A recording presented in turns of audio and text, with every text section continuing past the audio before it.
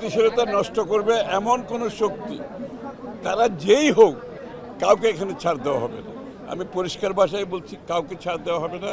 আমরা একটা স্থিতিশীল, সংবেদনশীল, সহনশীল রাজনীতির পথে চলছি বাংলাদেশে। এই পথে যারা বাধাগ্রস্ত করবে, কাউকে ছাড় দেওয়া হবে। এই সমস্যাটা কিছুটা হচ্ছে তৈরি করা। দুঃখজনকভাবে কিছু মানুষ এখানে একটা অনৈতিক ব্যবসা শুরু করেছে, যে ব্যবসাটা আমাদের জন্য, দেশের জন্য, জাতির জন্য ক্ষতিকর হয়ে যাবে।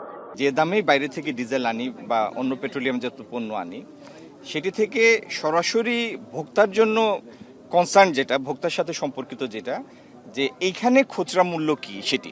তো পাম্প থেকে আপনি ডিজেল পাচ্ছেন 115 টাকা, বাড়তি মূল্যে আসলেও সেই অভিঘাতটা সরকার তার বিভিন্ন টুলসের মাধ্যমে ধারণ করে সেই শকটা ভোক্তা পর্যায়ে পৌঁছাতে দেয় না।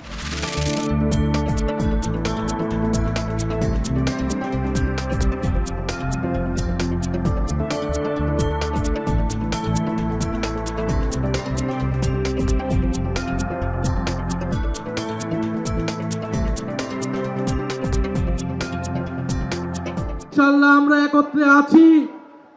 যদি সময় মতো দাবি আদায় না হয়, সংসদ এবং রাজপথ একাকার হয়ে যাবে।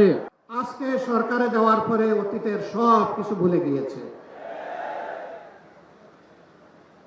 কেন আজকে এই দাবি বাস্তবায়নের জন্য আমাদেরকে সোহরাওয়ার্দী উদ্যানে আসতে হলো? তারা জাতির সাথে বিশ্বাসঘাতকতা করেছেন, এই কারণেই আসতে হলো।